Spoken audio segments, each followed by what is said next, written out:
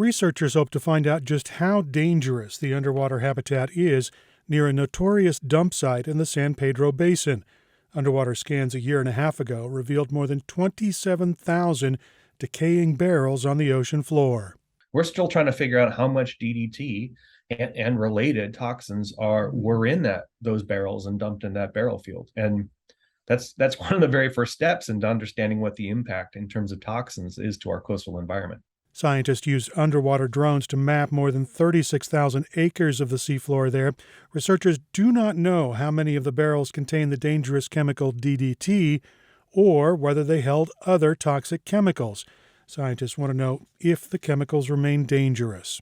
To what extent are they penetrating into the ecosystem, up to and including the creatures that we care a lot about, whether or not that's coastal fisheries or marine mammals or the fishing communities that rely on those marine resources.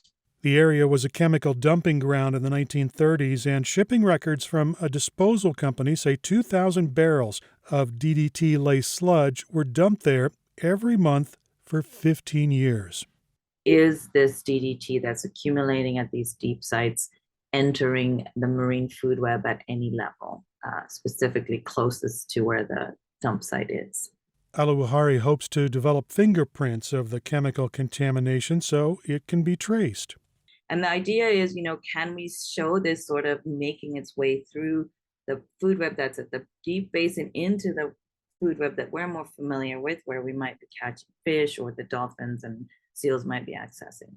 The federal government is spending more than $5 million on a host of studies that could help scientists determine if the dump is best left alone or if it needs to be cleaned up. Erik Anderson, KPBS News.